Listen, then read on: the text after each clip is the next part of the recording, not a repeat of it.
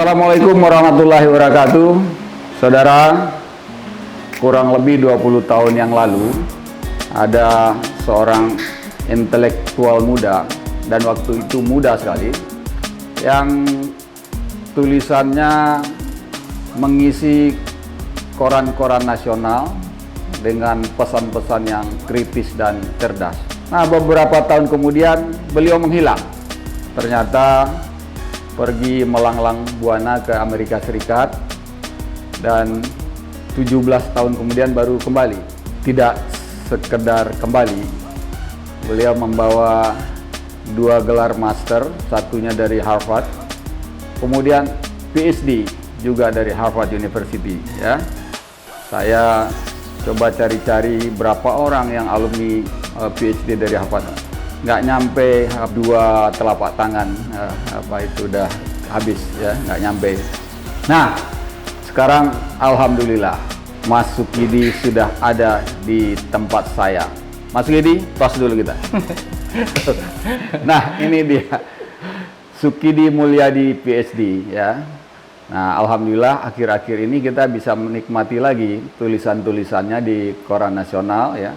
Beliau sekarang rutin menulis di halaman 1 Kompas, dan tentang apa? Masih satu rangkaian dengan gagasan-gagasan yang 20 tahun yang lalu, tapi tentu saja sudah berkembang jauh ya. Kemarin saya baca Mas Sukidi menyampaikan antara lain tentang kebebasan beragama ya. Terus kalau dilihat-lihat isinya ya tentang masalah kebangsaan lah, masalah beragama dan masalah kebangsaan ya. Kalau di dalam Islam itu yang hablum minan nasnya gitu ya, kira-kira begitu. Nah, tapi saya mau tanya dulu, apa perbedaan antara situasi suasana keberagamaan, kemudian suasana hablum minan nas ya antara 20 tahun yang lalu dengan sekarang di Indonesia, Mas Sukidi? Apa yang kelihatan berbeda? Pertama, terima kasih Bang Andrino, orang yang sangat saya hormati atas undangan yang istimewa ini. Luar biasa. Ini satu kehormatan buat saya bisa akhirnya hadir di studio literasi ya. Studio Aksi Literasi. Studio Aksi Literasi. Kita di acara TOS, Talks and Sharing. Iya. TOS. Makanya tadi kita TOS kan? Iya. Itu bagian dari panggilan intelektual Bang Andrino untuk memberikan satu pendidikan publik kepada rakyat Indonesia. Alhamdulillah. Ya, itu pertama. Yang kedua, juga terima kasih telah mengingatkan saya pada memori lama sebagai penulis di Kompas. Hanya bedanya dulu nulis di kolom opini, sekarang dipercaya untuk menulis di halaman depan. Ini satu kehormatan buat saya, kehormatan dari berkah juga buat kita semua. Berkah, Alhamdulillah ini satu amanah, dan saya mengemban amanah ini dengan satu ikhtiar untuk menegakkan kembali keindonesiaan kita. Saya kira terkait dengan pertanyaan Bang Andrinov tadi, memang terasa beda, terutama pada aspek tantangan yang dihadapi bangsa Indonesia. Saya ingin meletakkan Indonesia ini sebagai satu common project, istilah Ben Anderson, tentu saja sebagai project bersama. Karena ini sebagai project bersama, maka kita harus memberikan satu kesadaran bahwa Indonesia itu bukan inheritance, bukan satu warisan. Warisan yang diwariskan kepada kelompok tertentu, kepada tokoh tertentu, kepada orang tertentu. Tapi ini sebagai proyek bersama yang belum selesai. Kesadaran untuk melihat Indonesia sebagai satu proyek bersama yang belum selesai itu memberikan satu panggilan kepada setiap warga negara untuk mengisi Indonesia ini dengan ide-ide besar. Ide-ide besar ini sudah diletakkan oleh para founding fathers tentang Indonesia sebagai satu negara modern. Salah satu ide besar itu adalah tentang kemerdekaan keyakinan yang saya tulis di Kompas, dan itu saya kira salah satu ide besar tentang Indonesia yang memberikan satu fondasi konstitusional untuk kemerdekaan keyakinan kepada setiap warga negara. Setiap warga negara. Iya, iya. Dan karakter dari visi yang diletakkan oleh para pendiri bangsa ini adalah Indonesia yang memberikan kemerdekaan keyakinan kepada semua warga negara, bersikap inklusif, bersifat setara, berlaku untuk semuanya. Jadi, tanpa ya, itu udah benar itu ya? itu udah benar. Itu udah benar. Itu udah benar. Nah, kira-kira kalau diukur ya, tingkat kesadaran bersama itu sekarang sampai di mana ya? Itu pertanyaan menarik sekali, Bang Andrinov. Karena apa? Karena kesadaran untuk hidup bersama secara harmonis itu sebenarnya visi dari para founding fathers kita tentang pentingnya kita diikat oleh satu unity in diversity.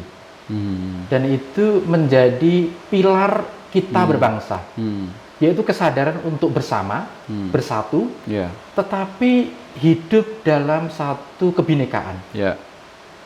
Dan kebinekaan ini sesuatu hal yang disadari betul oleh para pendiri bangsa tentang bagaimana kita akhirnya bersatu bersama, hidup bernegara, tetapi dengan satu kesadaran kebinekaan.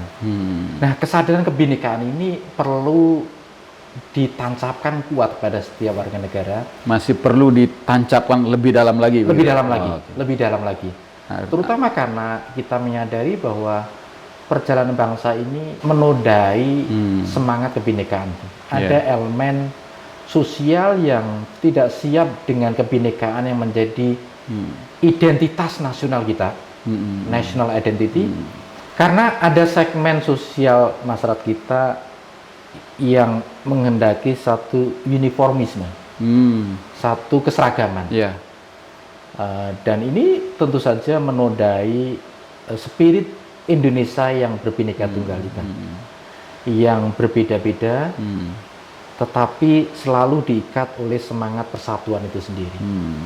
Jadi kalau kita sekarang ini menghadapi satu situasi di mana masyarakat terbelah, very divided society, dan juga mengalami satu fragmentasi, polarisasi, kita harus diingatkan kembali tentang pesan dari para pendiri bangsa. Yaitu adalah Siapa ya kira-kira atau aktor-aktor yang harus berinisiatif ya untuk menanamkan lebih kokoh rasa kebersamaan itu? salah satu teladan terbaik dalam tradisi Islam tentu saja Buya Syafi'i Ma'arif. Kenapa Buya Syafi'i Ma'arif? Karena Buya seorang figur yang inklusif, yang pluralis, yang menjadi miniatur kecil dari Indonesia itu sendiri.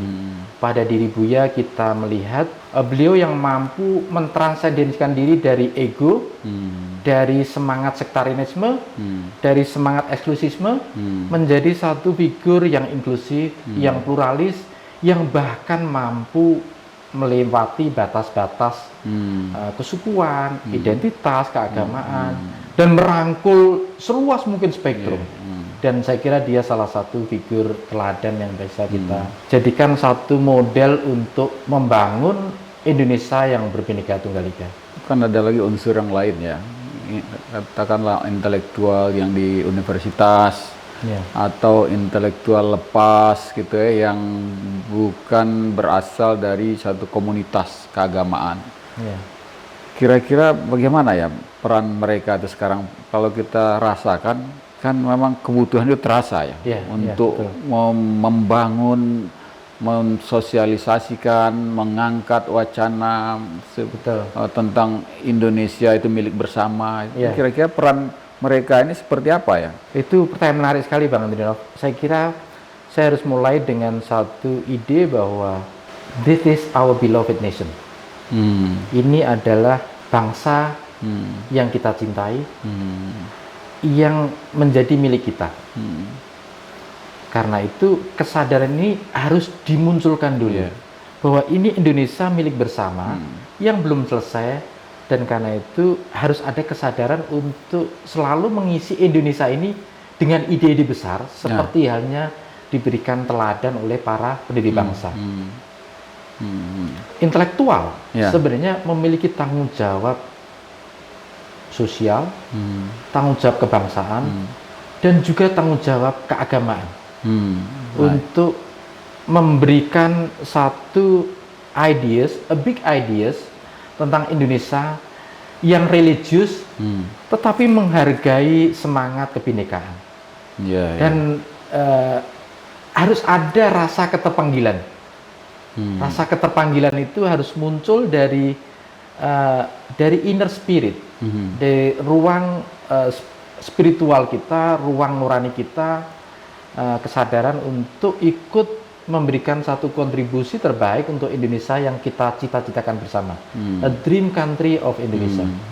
Indonesia yang kita citakan bersama adalah Indonesia yang pertama berdiri tegak di atas pilar kebinekaan. Yang kedua, bangsa yang religius tetapi menghargai spirit kebinekaan. Dan spirit itu terefleksikan pada kehendak untuk hidup bersama on mutual respect. Sikap untuk memberikan rasa respect, rasa hormat kepada satu sama lain. Ini satu gagasan besar yang perlu kita letakkan dalam konteks membangun Indonesia. Gagasan tentang pentingnya kebinekaan, tetapi diikat dengan spirit kesetaraan itu sendiri. Kalau dilihat-lihat ya, ganjalan itu tadi disebut ada kelompok yang ingin menerapkan uniform ya, keseragaman ya. Tapi mereka ini kan juga bagian dari kita ya, bagian dari bangsa Indonesia ya. Betul. Kadang-kadang seperti duri dalam daging lah kalau kita punya obsesi untuk Indonesia yang tadi yang dicita-citakan itu. Nah, sampai sekarang sepertinya yang namanya duri dalam daging ini dia nggak keluar-keluar, nggak tercerabut gitu, tapi dicabut juga. Kalau pas ditarik kita juga sakit gitu ya. Nah, ngomong-ngomong ini bagaimana solusi bijak yang bisa mangkusnya itu seperti apa ya? Ini kan kita udah pengalaman ini berbagai pihak berulang-ulang nih, hilang timbul ya. Selalu benturannya antara yang dengan ego ingin menjadikan seragam sesuai dengan pandangannya sendiri atau kelompok sendiri, dan yang lain yang menyadari Indonesia adalah satu bangsa yang plural ya, yang harus menjadi milik bersama. Itu refleksi yang tajam sekali Bang, dan saya kira itu agenda kita bersama. Kalau saya berangkat dari satu kesadaran kemanusiaan, kesadaran kemanusiaan yang memberikan satu penghormatan, apa yang disebut dengan the dignity of human being. Satu harkat dan martabat manusia. Harkat dan martabat manusia berkat dirinya terlahir sebagai manusia, dan itu berhak memperoleh satu keadilan, satu sikap respek antar manusia. Karena itu sikap saya pada kelompok ini, kelompok yang terpinggirkan, adalah berikhtiar untuk mengajak dialog. Untuk merangkul, bukan memukul, karena mereka bagian dari warga negara Indonesia, bagian dari warga yang memiliki hak untuk diperlakukan adil dan setara. Karena barangkali selama ini mereka tidak menikmati kue pembangunan, mereka terpinggirkan, mereka tidak punya akses kepada sumber daya, dan karena itu pesan Bung Karno tentang ideologi Marhaen misalnya, itu pada intinya adalah memperjuangkan kelompok yang lemah dan tertindas ini. Ngajak mereka berdialog satu hal, dan tak kalah pentingnya adalah memberikan satu penghidupan yang layak dengan memberikan pekerjaan, Karena tanggung jawab pemerintah, tanggung jawab kita bersama untuk mewujudkan amanah dari para pendiri bangsa, yaitu adalah kesejahteraan tiap warga negara. Dan amanah itu belum kita tunaikan dengan baik. Belum kita tunaikan dengan baik, sehingga ketimbang melakukan pelabelan negatif pada kelompok-kelompok yang tidak setuju dengan kelompok lain. Kita sebaiknya bersikap rendah hati untuk mengajak mereka duduk bersama, berdialog, memikirkan tentang Indonesia yang kita cita-citakan. Karena hanya dengan dialog yang bermartabat itu, kita menjadi bangsa yang tegak, yang selalu menghargai siapapun warga negara. Karena itu, saya ingin menekankan aspek the politic of compassion. Politik yang bisa memberikan satu sikap welas asih. Merasakan penderitaan yang mereka rasakan. Kita masuk ke dunia penderitaan mereka untuk bisa merasakan betapa pahitnya kehidupan yang mereka rasakan. Sebagai pemimpin kita harus menjiwai penderitaan rakyat kecil yang akibat pandemi ini semakin berat hidup mereka. Tapi salah satu sumber ya kalau kita amati ya, sumber dari ketegangan yang hilang timbul itu, itu kan keyakinan kelompok atau aliran, ya, dengan penafsiran sendiri, katakanlah terhadap agama yang dianut, ya. Ini kan Mas Sugidi studinya mengutak-atik ini kan, ya. Ini perbedaan dalam hal menafsirkan, dalam hal memandang, bahkan ini di antara sesama yang Islam katakanlah ya. Itu kan nampak menjadi salah satu sumber ya ketegangan gitu ya. Karena itu yang dibawa oleh kelompok tertentu. Nah, ini cukup apa tidak ya sekadar dirangkul, ya diajak berdialog, karena sepertinya ini semacam keyakinan yang dianut secara kuat ya oleh aliran gitu ya. Dan itu tapi bisa mempengaruhi juga ya masyarakat yang awam gitu ya, sehingga pertarungannya terjadi antara bagaimana yang satu meyakinkan masyarakat. Persoalan yang bersumber dari soal keyakinan sub aliran pemikiran ini bagaimana ini? Itu salah satu tantangan kebangsaan kita, Bang. Tantangan keberagamaan, kebangsaan yang masih perlu kita pikirkan bersama. Salah satu solusi yang bisa saya tawarkan adalah ada satu the ethic of humility, satu etika kerendahan hati dalam memahami agama, dalam memahami doktrin, dalam memahami satu keyakinan. Kenapa the ethic of humility ini penting? Karena kita tidak tahu kebenaran mutlak. Kita hidup dalam dunia yang relatif, dan karena itu kita perlu punya sikap rendah hati untuk selalu mencari kebenaran. Jadi ini untuk semua pihak maksudnya? Untuk semua pihak. Dan salah satu sikap kerendahan hati yang bisa kita tunjukkan adalah sikap menghargai keragaman penafsiran, keragaman pandangan keagamaan, dan tidak perlu melakukan pengkafiran, penyesatan. Tetapi asalkan perbedaan itu dikelola dengan spirit keadaban, the spirit of civility itu sendiri, maka kita akan tumbuh menjadi bangsa yang menghargai berbagai keragaman pandangan, selalu bersikap punya rendah hati, dan ini bagian dari satu pembentukan apa yang saya sebut sebagai Indonesian National Identity. Karena itu perlu dialog yang lebih luas untuk duduk bersama, untuk saling memberikan satu respect satu sama lain. Karena yang menjadi pegangan saya adalah harkat dan martabat manusia. Dan itu menjadi fondasi saya untuk melihat setiap manusia bahwa each human being has a dignity. Tapi arah dialognya itu harus ke substansi ya. Arah ke substansi, betul sekali. Juga diarahkan pada bagaimana kita membangun Indonesia. Indonesia yang memang religius, tetapi berorientasi pada semangat yang inklusif, yang terbuka, yang memberikan penekanan pada kesetaraan kepada setiap manusia. Kalau gitu kita butuhnya yang dialog yang substantif yang harus kita perbanyak begitu ya. Betul. Dialog substantif dan substansinya adalah tentang Indonesia sebagai proyek bersama. Saya membayangkan bahwa Indonesia sebagai proyek bersama ini pilarnya adalah kebinekaan. Karena setiap ikhtiar yang melawan kebinekaan, dia berarti melawan tentang Indonesia yang kita cita-cita bersama. Mengkhianati Indonesia yang diwariskan oleh para pendiri bangsa. Juga Indonesia yang memiliki spirit ketuhanan. Ketuhanan yang lapang, yang memberikan kepada semua jalan kepada warga untuk menempuh jalan religiusitas yang inklusif tadi. Apa kekurangan kita untuk menuju ke sana ya? Menuju maksud saya dialog yang makin produktif, yang intens, akhirnya bisa berefek membangun kesadaran tentang Indonesia milik bersama itu apa ya? Karena kan juga tantangan kan harus kita singgung nih, maaf. Betul.